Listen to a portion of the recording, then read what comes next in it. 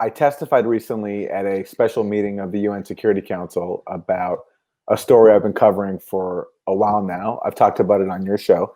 And to me, just to refresh for anybody who's unfamiliar with it, to me, it's the most important and overlooked story, the most important overlooked story of this century.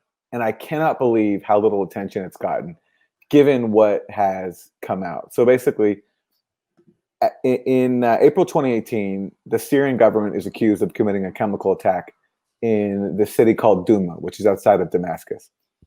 And based on that allegation, a week later, the US, Britain, and France bombed Syria. About a year later, a report comes out from the OPCW, the world's top chemical weapons watchdog, basically supporting the US government narrative that there was a chemical attack by the Syrian government. They don't directly lay the blame on Syria, but that is the inference of their report. They say that there's reasonable grounds to believe that a chemical weapon attack occurred and that the chemical weapon was chlorine, which is what the US government said to justify its bombing. Then, though, we start getting leaks showing that the actual inspectors from the OPCW who went to Syria and investigated this on the ground reached a far different conclusion. And the more leaks we get, the more it is obvious that this was a cover-up, that the inspectors wrote an initial report that pointed to this incident being staged on the ground by the militants who controlled Douma at the time, which makes perfect sense because this notion that the Syrian government would launch a chemical attack on Douma never made any rational sense. They were about to retake the territory from this extremist militia called Jaish al-Islam, which was shelling Damascus from Douma. And so for the Syrian government to launch a chemical attack all of a sudden with chlorine would have meant that Syria did the one thing that they knew would trigger the so-called red line, which Trump was very clear on enforcing. He had bombed Syria the year prior based on another dubious chemical weapons attack allegation. So basically, it was to believe the official story, you had to believe the Syrian government decided for some reason to invite U.S. military strikes on their country. And the evidence that these inspectors collected pointed to this being staged on the ground. But all these leaks show that all their evidence was suppressed, it was censored, conclusions were rewritten to come to a conclusion that was the exact opposite of what the inspectors had found, and to basically lend support to the U.S. government narrative. We also found out that this occurred under U.S. government pressure. A U.S. delegation visited the OPCW and essentially tried to tell the inspectors what to say.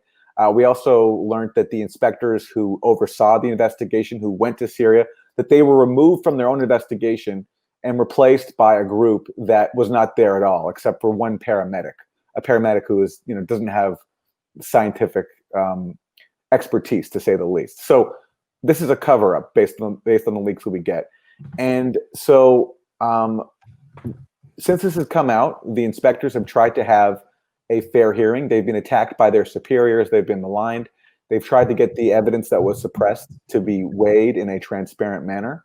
And they're trying to repair their reputations because after it was revealed, the OPCW leadership attacked them. And the response from the media in the US has been complete silence. And that's across the spectrum. Even progressive adversarial sites have ignored this story, except for the Gray Zone and a few others. And I just cannot believe the media censorship, because this is a Trump administration scandal.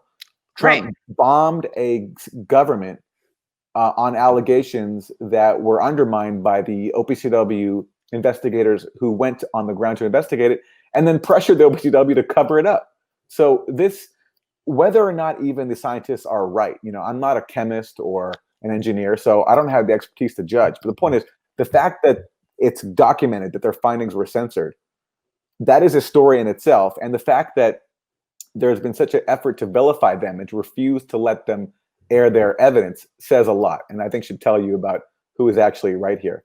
So I went to the UN. I was invited by Russia and China convened a meeting of the UN Security Council.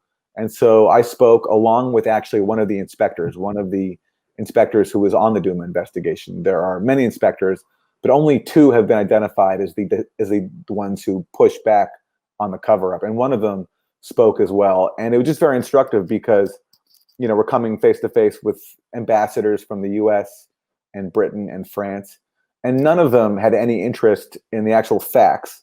All they could do is smear us and say that we're part of a Russian disinformation campaign, and talk about how the OPCW is, this paragon of integrity and how we're attacking the OPCW. What I was actually doing is defending the OPCW from political exploitation and political compromise to justify U.S.-led wars.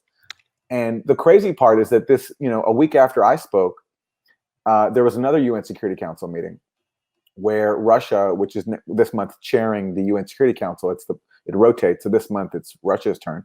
Russia invited the OPCW's first director general, the guy who helped found the organization. His name is Jose Bustani. He's a veteran Brazilian diplomat.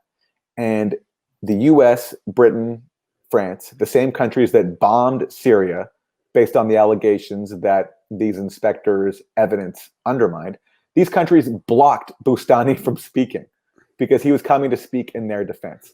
So what does that tell you? When the evidence is covered up, the inspectors are maligned, and they're not given the chance to air their evidence. And now the OPCW's first director general, a distinguished diplomat who comes to speak in defense of his own inspectors, who, by the way, he worked with, because these guys are so veteran and experienced that actually their tenure coincides with the first director general of the organization. And the US and its allies blocked Jose Bustani from speaking because, just like the evidence, they don't want to hear it. Yeah. Also, I mean, I was watching some of your testimony, and of course you were, who's the gentleman who referred to your tweets as like proof why you shouldn't be taken seriously? Yes, this is a supposed diplomat, the British ambassador to the UN, and he actually said he had a line that was written for him to like dismiss all the briefers. So I was one of them. There also was Ted Postel, who's a professor emeritus at MIT, former Pentagon advisor, very credentialed, award-winning scientist, and Ian Henderson, an actual member of the OPCW investigation team that went to Douma, and an actual scientist. And so this British ambassador, someone wrote, a line for him in a way to like, obliquely diss all of us. And the line for me was, we've heard conspiracy theories from journalists whose Twitter feeds tell us all we need to know about the supposed independence of their reporting. But I'm paraphrasing. I think it's a pretty close quote. Yeah. And it's like, first of all, it's like, I'm not even sure what he's referring to about my Twitter feed, and like he didn't make any specific criticism, so I don't even know what he takes issue with. But regardless, like, what does my Twitter feed have to do with, not just whether my reporting is reliable, but also more importantly, whether or not an OPCW investigation was compromised, like whether the facts are the facts or not, So just so funny that this is like this is how a diplomat behaves. And he also insulted Ian Henderson, who's like an actual OPCW scientist with actual experience and credentials, who conducted the actual investigation. And it just speaks to how, this is a cover-up, and it continues. Yeah, I mean, there's two issues. One is what really happened, and then one is just looking into what really happened. So it's not even like they're denying what really happened. They're doing that too, but they're just preventing review of it. Yeah, and to the point where they don't even let the OPCW's first leader, Jose Bustani, speak. Which is unprecedented. It doesn't happen very much that someone is blocked from speaking who is invited to the UN Security Council. It almost never happens. It's happened a couple of times. Certainly, it's never happened before to a former head of a international organization, which happens to be the one that is under discussion at the UN Security Council meeting.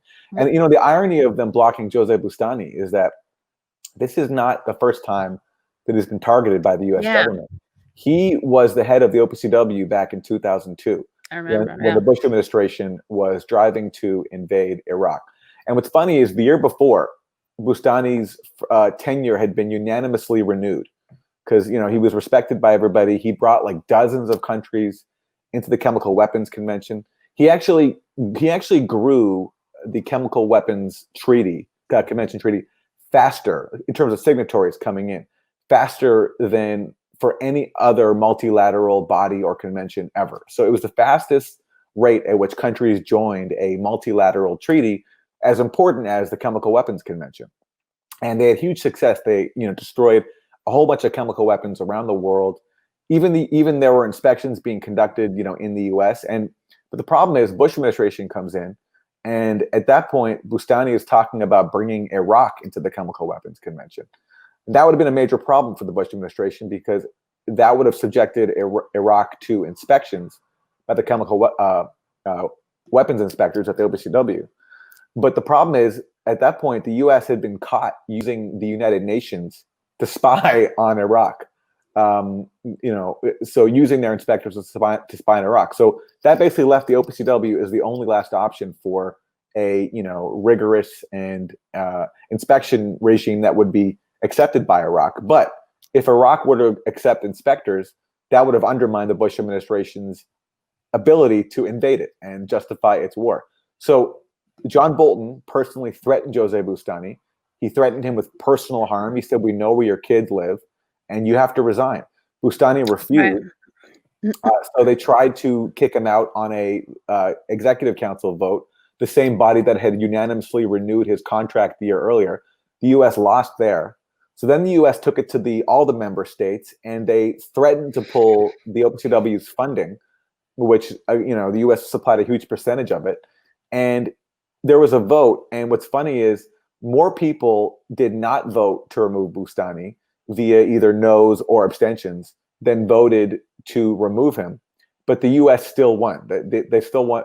They still managed to win because there were enough yes votes, even though in the majority were either no's or abstentions. So, and Boustany was kicked out. And by the way, he says he would have resigned anyway ultimately, because he couldn't stay on with the U.S. threatening to pull all that money because the organization wouldn't have survived.